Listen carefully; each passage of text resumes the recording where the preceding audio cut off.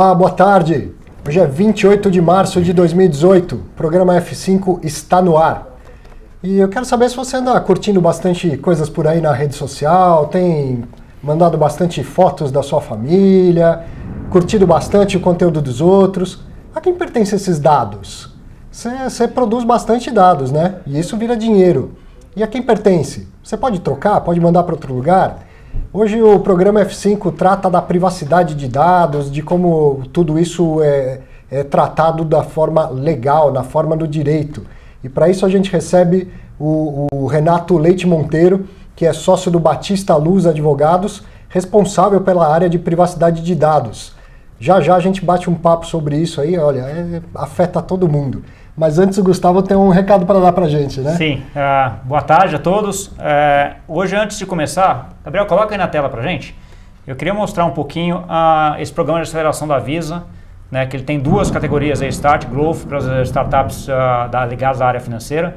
Né? Eu sou um dos mentores do programa, conheço bem o programa, acho que é um programa que vale bastante a pena para quem quiser aí, quem tiver interesse. Tá? Então era só essa mensagenzinha rápida aí sobre isso, e agora vamos ao tema, né? Vamos lá. Obrigado, Renato. Apresentei tudo direitinho? Tudo certo. Ótimo. Eu brinco que hoje em dia as pessoas têm que ter RG, CPF e rede social, né? Para existir, né? Eu até brinco, Arthur. Primeiro eu queria agradecer o convite aqui, Gustavo, Arthur. Muito bom poder colaborar. Acho que o timing foi perfeito para poder ter esse tipo de discussão, né? Sim. Eu brinco muito com meus alunos no Mackenzie, que é onde a gente já está discutindo essa temática, que não podia ter momento melhor para entrar nessa discussão em sala de aula. Sim. Então, eu acho que hoje, Arthur, a gente só precisa ter rede social. Só? Porque através da rede social eu consigo todos os outros dados. Perfeito. Através da internet, não só de uma rede social, mas das plataformas que nós temos, é muito fácil ou muito menos burocrático que na vida offline, eu obter os seus outros dados. Então, conseguir coletar o seu RG, seu CPF, seu nome completo, seu endereço, os locais onde você esteve, que você frequenta, com quem você anda, o que você faz, quais são suas preferências, até mesmo prever o que você vai fazer daqui para frente. Você mesmo ou a rede social? A rede social ou as empresas que estão por trás disso, né? Essas plataformas na internet, boa parte delas, elas utilizam nossos dados pessoais como moeda de troca. É o que a gente chama de monetização dos dados pessoais. Você não paga para utilizar esses serviços e eles, utilizando, tratando, processando seus dados pessoais, eles conseguem reverter isso em alguma forma de dinheiro. E aí, então, quer dizer que toda vez que eu posto uma foto lá da minha família, dou um like, alguma coisa, isso vai virar dinheiro para alguém? Eu digo ainda que nem precisa você fazer isso. Você não precisa nem dar um like, você não precisa postar uma foto. Basta o seu celular, seu smartphone ou qualquer outro tipo de equipamento que você tenha. Até os tempos aqui, ó, falando. Eu tô ficando assustado já, a tecnologia desses equipamentos da sua casa, que estão sempre no seu bolso, já chegou a tal ponto que você pode, até mesmo passivamente, ele consegue coletar muitas informações sobre você. Sua localização é uma delas, e por onde você anda já pode dizer muito sobre você. E se isso junta com suas curtidas, o que você compartilha, os outros sites da internet que você frequenta, os outros aplicativos, o que você faz nos outros aplicativos, independente de ser ou não redes sociais ou plataformas sociais, já permite ter uma fotografia muito precisa de quem você é e o que você faz na sua vida. E aí a gente vai exatamente no tema, né? Porque você acaba dando isso sem saber, às vezes. Toda vez que você vai entrar no site, numa coisa nova, tem aquele termos de uso que eu li, acho que uma vez na vida, quando tive que fazer isso com uma fintech que eu montei. Mas nunca leio, acho que ninguém nunca lê, né? E lá tem um monte de regrinha. Então, até que ponto eles podem coletar o que quiserem? Tem alguma legislação, alguma regra disso? Temos. E até dou os parabéns aqui, Gustavo, porque você disse que leu. Porque até mesmo quando a gente comenta com várias pessoas, dificilmente você consegue na sala de aula alguém ou numa palestra, num evento, alguém dizer que leu. Os que leram foram os advogados que foram pagos para escrever aquilo ali, né? Foi o caso. Então, esses documentos que são as políticas de privacidade, os termos de uso, normalmente são um contrato em que lá as empresas devem explicar que dados serão coletados, o que será feito com esses dados, com quem esses dados serão compartilhados, como eles serão armazenados. Essa é uma forma de você fornecer o seu consentimento, a sua autorização para a utilização desses dados. O consentimento, segundo a legislação brasileira, mais especificamente o Marco Civil da Internet, aqui a gente está falando de plataformas de internet, determina que o consentimento tem que ser livre, ele tem que ser expresso, ele tem que ser informado e ele tem que ser determinado. O informado ele vai estar na política de privacidade, então eu tenho que saber o que será feito com meus dados, só que ninguém lê. Isso que eu ia falar, você pode escrever o que você quiser lá praticamente, porque ninguém só tica lá e dá um ok, a grande maioria, né? Também, então muitas vezes se questiona se esses documentos seriam suficientes para o consentimento ser válido. Só que mesmo assim, não significa que eu posso coletar todos os tipos de dados que eu quero, basta eu colocar lá. Essa coleta, o uso desses dados, ele tem que ser lícito e tem que ser legítimo. Vou dar aqui um ótimo exemplo que aconteceu alguns anos atrás. Um aplicativo de lanterna. Você baixa um aplicativo de lanterna, de graça, em que a função dele é iluminar o ambiente. Sim. Pode iluminar até de várias formas, mais ou menos luz. Para que um aplicativo de lanterna vai querer ter acesso à sua localização, vai querer ter acesso às suas fotos, à sua lista de contatos e aos outros sites de internet que você navega? Então, por mais que isso esteja na política de privacidade e você foi lá e autorizou, mesmo não tendo lido, não significa que essa coleta ela é ok, ela é legítima. Isso pode ser questionado. É errado falar que no Brasil nós não temos leis de proteção de dados ou de privacidade. Pelo contrário, nós temos muitas, online e offline. A última vez que eu contei, até um material que depois eu posso disponibilizar, na nível federal nós tínhamos cerca de 40 leis, normas, decretos, portarias que direto ou indiretamente tratavam sobre esse tema. Só que muitas vezes elas se chocam, elas têm conceitos diferentes, então isso traz até uma insegurança jurídica muito grande. Por isso que hoje no Brasil se discute uma nova lei que será aplicada de forma abrangente em todos os setores da sociedade. Tudo isso. Exatamente. E aí então essas informações que eu estou dando, às vezes voluntariamente, às vezes não, eu tenho como pô, essa foto é minha, eu quero apagar. Quando eu apago essa foto, ela realmente sumiu? Eu tenho esse direito? Como que funciona isso? Esse direito, muitas vezes as pessoas chamam de direito ao esquecimento na internet. O direito ao esquecimento é um pouco diferente, não seria exatamente isso. Mas quando a gente está falando de leis de proteção de dados pessoais, existem alguns direitos básicos do titular dos dados. E que, Arthur, você começou o programa dizendo a quem pertencem esses dados? Primeiro, esses dados pertencem à pessoa, à pessoa natural, ao indivíduo, ao sujeito de direito. Significa que ele, ao ser titular, ele tem alguns direitos que ele pode exercer, como direito ao cancelamento dos dados. Mas será que ele pode sair cancelando ou apagando todas as fotos, todo o conteúdo que existe sobre ele? Não. Em muitas situações você tem que ter um motivo justo, adequado, que não se sobreponha a outras finalidades, a outros propósitos daquela informação.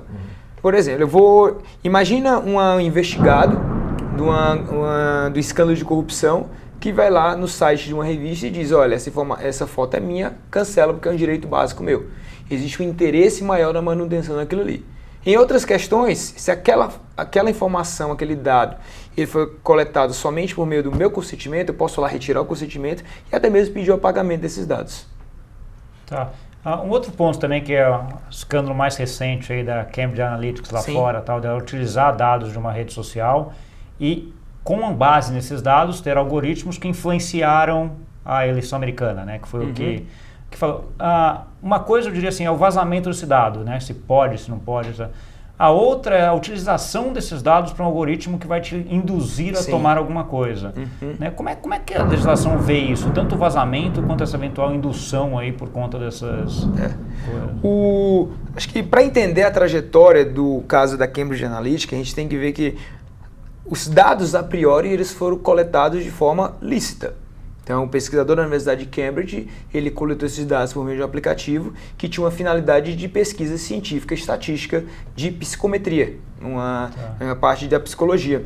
Só que o grande problema é que esses dados foram utilizados para outras finalidades sem autorização. Quando a gente fala de dados, proteção de dados, um outro princípio é o princípio da finalidade. Eles têm que ser usados para a finalidade conhecida do titular e determinada. Então, o primeiro erro da história foi que esses dados depois que foram coletados, de uma magnitude muito grande, eles foram comercializados, ou seja, já houve um desvio de finalidade, e depois foram utilizados para finalidades de propaganda eleitoral induzida, no caso aqui, uma outra finalidade. Essa propaganda eleitoral, esse marketing eleitoral, ele é vedado? Não, ele não é vedado. Nós temos aqui, nossa legislação eleitoral, inclusive recentemente foi alterada com relação a isso, até mesmo para tentar lidar isso de uma forma mais transparente. Só que os dados que estão sendo utilizados para ter, esses dados eles são o input do algoritmo, eles são incluídos no algoritmo para poder direcionar esse conteúdo. A fonte desses dados provavelmente ela é inadequada. Um outro grande problema, Gustavo, é que esses algoritmos, muitas vezes eles são opacos, eles não são transparentes. Por mais que eu saiba, eu não sei que dados são coletados pelo algoritmo. 2, depois que esses dados são colocados lá, como esses algoritmos utilizam esses dados. E aí que hoje já existem diversas iniciativas dentro do que a gente chama de governança algorítmica. A ideia de accountability. Nós já temos legislações na Europa que é chamado direito à explicação. Também seria um direito básico do titular dos dados, ele receber uma explicação de como os seus dados estão sendo utilizados por um algoritmo. Principalmente, Gustavo, se esses algoritmos eles podem influenciar na vida da pessoa. Você quer mais influência, e é que não só na vida da pessoa, e hoje existe uma questão se mesmo que puder influenciar toda a coletividade. Você quer uma influência maior do que um pleito eleitoral? Sim. Afetou a sociedade inteira. Né? Afetou a sociedade inteira, provavelmente até o mundo inteiro. A questão geopolítica do mundo hoje pode estar diferente por causa disso. Enorme. Um outro ponto que tem também, assim, o mundo está cada vez mais globalizado, né? Cada vez menos fronteiras. Então você tem aplicativos que captam informações de brasileiros que estão baseados na Europa, nos Estados Unidos, etc. Como é que é essa legislação? E acho que até, já aproveitando, a Europa soltou uma legislação recente sobre isso, né? Que inovação, qual a diferença que tem lá dessa nova legislação? O que você mencionou, Gustavo, é a que a gente chama de General Data Protection Regulation, ou como tu nos chama pela sigla, GDPR. A GDPR é uma nova regulamentação da União Europeia que vem substituir a Diretiva de 95 e ela visa ter uma lei única de proteção de dados e privacidade para a Europa inteira. Um dos principais motivos para a criação dessa norma única foram econômicos. Imagina como você falou, se eu tenho um serviço, eu tenho um aplicativo pela internet que não obedece fronteiras geográficas, se eu tenho uma lei na França que fala alguma coisa, eu tenho uma lei na Alemanha que faça outra, na Inglaterra outra, na Espanha outra. Olha a insegurança jurídica, olha o custo que é operacional para a empresa oferecer isso. Então disseram, vamos criar uma lei única com relação ao uso dos dados.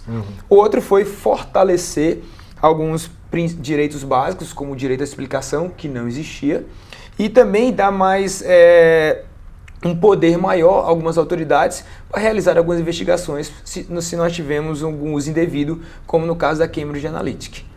Só que essa legislação europeia, ela não se aplica só à União Europeia. Ela tem o que nós no direito chamamos de aplicação extraterritorial. E ela tem vários elementos, que eu posso listar alguns, que dizem que mesmo empresas fora da União Europeia, elas têm que seguir, elas têm que se adequar a essa nova legislação. Então, se eu puder listar alguns dos elementos que vão determinar isso. Primeiro, se a empresa, independente do local onde ela estiver do mundo, ela tiver sede, filial ou representação na União Europeia, ela vai ter que se adequar a essa nova regulamentação. Segundo, mesmo que ela não tenha sede, filial ou representação, se ela oferece serviços ao mercado europeu. Como é que eu vou entender se ela oferece efetivamente um serviço? Então, se eu tenho um site brasileiro, de uma empresa brasileira, mas que ele está em francês, então ele está oferecido para o mercado da França. Então, significa que existe aqui uma intenção de oferecer esse mercado. Tem que se adequar a essa nova regulamentação. Uma outra é, se eu coleto dados de pessoas naturais que estão na União Europeia. E aqui é bom ressaltar algo que de vez em quando eu escuto nas conversas, é que essa nova legislação europeia, ela não leva em consideração a nacionalidade das pessoas do titular dos dados. Pode ser um australiano que está na União Europeia, pode ser um brasileiro que está na União Europeia. Se esses dados pessoais forem coletados dele enquanto ele estiver lá, deve se aplicar as regras e as limitações que são impostas por essa nova legislação. Então, isso a gente escuta muito. Então, significa que empresas brasileiras que eventualmente coletam dados de pessoas que estão na União Europeia, elas vão ter que se adequar. E aqui, um último ponto também, se eu tenho uma empresa que está em qualquer lugar do mundo, que coleta dados em qualquer lugar, mas os seus computadores, o processamento desses dados estão na União Europeia, tem que se adequar. Então, essa nova lei, ela impõe novas regras, limites, obrigações no uso dos dados e impõe penalidades gigantescas, que podem ser de 20 bilhões de euros, ou até mesmo 4% do faturamento global da empresa. Nossa, então imagina uma empresa como essas grandes empresas de internet que tem 4% do faturamento global anual. Colossal. Mas é uma empresa que está fora da União Europeia. Como é que a gente vai... Como é que as autoridades europeias vão lá e conseguir aplicar essa multa? Existem instrumentos de direito internacional que isso pode ser feito, elas têm competência para isso, só que ela simplesmente não conseguiu aplicar a multa, ela pode suspender as operações de processamento de dados daquela empresa, daquele serviço na Europa. Território europeu, Por exemplo, o que aconteceu com o WhatsApp no Brasil. Certo? Por outros motivos totalmente diferentes, suspende, mas eu posso chegar, a autoridade francesa, o CNIL, pode chegar, você não vai pagar a multa, você não está adequado, você está usando indevidamente os dados pessoais, proibido de oferecer seu serviço aqui. Mas é pela internet, não tem representação. Tudo bem, eu vou lá e bloqueio dentro da rede da União Europeia. Entendi. Então, é um mercado de 800 milhões de pessoas. Essa é hoje as principais discussões em termos de privacidade do mundo. Sim. Né? E é a que está mais, talvez, na fronteira em termos de discussão disso tudo? Ela está na fronteira, tanto que alguns chamam de padrão ouro, não fazendo referência ao padrão ouro monetário, mas de standards, porque estão bem avançados, que nós estamos falando de 40 anos de discussão sobre como deve utilizar adequadamente os dados pessoais. Tanto que as discussões que culminaram na regulamentação europeia, que entra em vigor agora no dia 25 de maio de 2018, nós temos 1 mês e meio para entrar, elas influenciam as discussões em muitos lugares do mundo, inclusive no Brasil. Então, no Brasil hoje se discute há muitos anos e agora, devido ao escândalo da Cambridge Analytica, essa discussão voltou com muita força, a aprovação de uma lei geral de proteção de dados pessoais, que em parte sofre muita influência da regulamentação europeia e das discussões que levaram a essa regulamentação. Certamente vai reverberar no mundo todo. No mundo inteiro. A gente está quase chegando ao fim. De tudo que você falou, eu queria entender como que a gente pode se proteger. Tá. Recentemente teve aquele caso do aplicativozinho na rede social que, como você é mais velho, né? Sim, claro. E aí depois saiu na imprensa que aquilo coletava um monte de dados e tal. Como que as pessoas podem se proteger em relação a isso? Eu acho que as pessoas têm que ter, primeiro, se preocupar com privacidade. Então, muita gente falava, hoje fala menos, que privacidade acabou na era da internet. Não acabou. Pelo contrário, acho que os escândalos mostram que a gente tem que se preocupar com privacidade. E os escândalos mostram que devem existir formas para você poder controlar o que é feito com os seus dados. Então, mesmo algumas redes sociais alguns modelos de negócio mudaram, dando lá a opção de você controlar o que é feito com os seus dados. Certo. A própria Cambridge Analytica, esses dados que foram alvos de coleta, eles são de 2015 para trás. Que de 2015 para frente, houve alteração nesses controles. Quando a gente fala de proteção de dados, dar, principalmente, não só, mas dar ao titular, ao indivíduo, controle sobre o que é feito com seus dados, conhecimento para que ele possa tomar uma decisão. Então, cada vez mais ferramentas permitem isso. Então, pegando nesse seu exemplo de um aplicativo vai mostrar como você é mais velho, é desconfiar. Por que ele precisa de tudo isso? Por que um aplicativo que vai dizer que eu sou mais velho precisa coletar os dados de todos os meus amigos? Como você falou da lanterna, né? A hora que eu vou instalar o aplicativo, por que ele quer saber das minhas fotos, da minha agenda e tal? Exatamente. Desconfiar e negar. Desconfiar. E às vezes não precisa, né? Por mais divertido que seja, talvez seus dados pessoais valham muito mais do que aquilo. É só esperar que a gente vai ficar mais velho, né? Ótimo. Ótimo. Acho que ele está chegando no final. Tem alguma mensagem final que você queira deixar, Renato? Eu acho que a mensagem final que eu digo para as pessoas é: muita coisa vai acontecer nessa questão de privacidade no Brasil e no mundo, mas de uma perspectiva individual e de negócio proteger a sua privacidade é bom para o cidadão e também é bom para os negócios. Ver a proteção à privacidade ao das pessoas como diferencial competitivo faz toda a diferença no mercado movido a dados. Transparência é bom Sim, e gera valor em qualquer situação, né? Exatamente. Isso aí. Muito obrigado, Renato. Tá? Eu que Obrigado, agradeço. Renato. Obrigado, Arthur. Tá vendo? Acabou, Na hora. chegou na hora. Cuidado com os seus dados aí, aproveite as redes sociais, aproveite a sua vida, compartilhe, mas tome cuidado com seus dados, né? É isso aí. Mais um feito. Vai, mais um. Obrigado e até a semana que vem. Grande Obrigado, abraço. né? Tchau, tchau.